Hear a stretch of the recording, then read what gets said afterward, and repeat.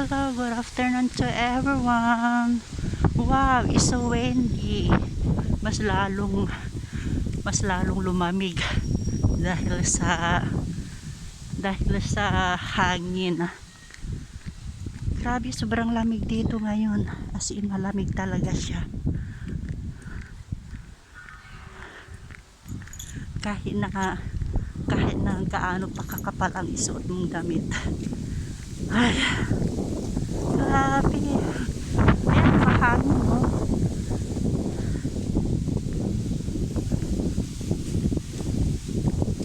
Naglalakad ako papunta sa papalabas pa lang ng gate mula sa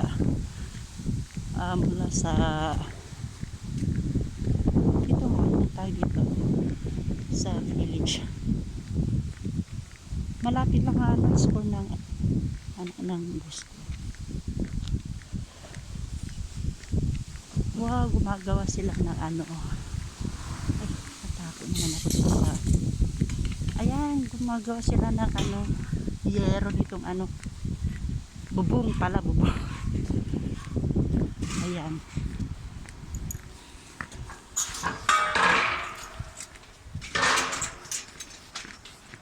Mabuti naman na ginagawa na nila ng bubong.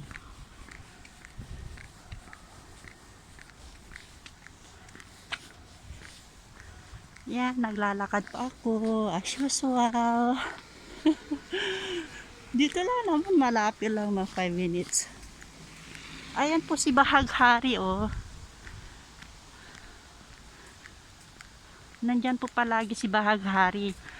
Pero hindi ko nararamdaman ng yung init kasi po malamig. Sobrang malamig po dito.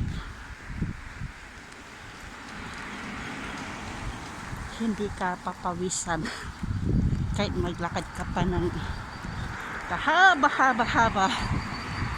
Hindi ka talaga papawisan sa sobrang lamig. Kahit na gahano pa kalayo nila kalbo, kahit na nagkahingal-hingal ka dyan. Pero na lang akong tumakbo. Siguro pag tumakbo ka ganon, pwede magpapawis ka. Ang sarap din sa pakiramdam yung naglalakad-lakad. Kasi exercise din yun eh. Itong mga motorsiklo na ito, nirerenta yan. Naglalagay ka lang ng ng tag dito.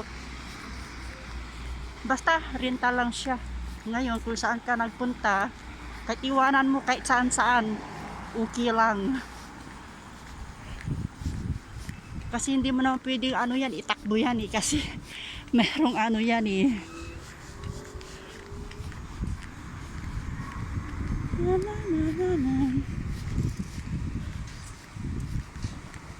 Merong mga code.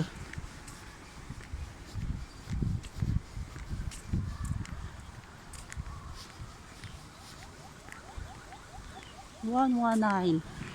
Yan yung sa may bumbero.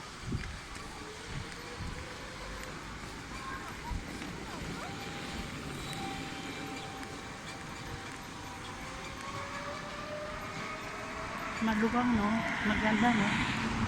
Maganda yung karsada, sobrang luwang.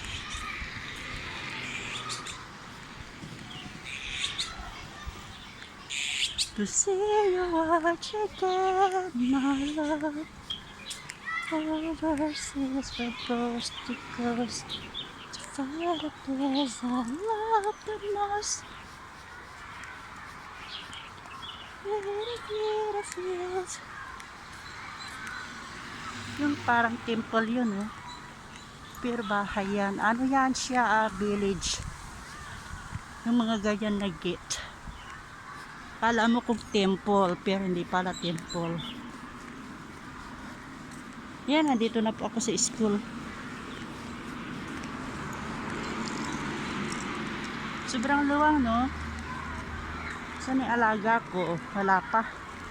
Maghihintay pa ako. Nasaan na siya? Asan na yung aking alaga?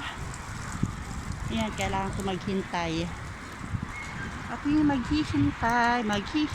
Sobrang lawang, no? Sobrang lawak, no? Ayan, yung mga security guard dito kan, kilala na nila ako. Pero hindi naman nila alabasahin yung ano, yung pangalan ko. Kasi sa tuwing lumalabas ang bata, kailangan magperma.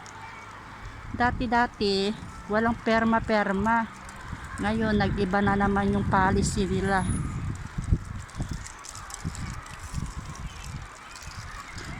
Ayan, napakaganda ng ano, panahon. Ayan, sinundo na yung isang ano.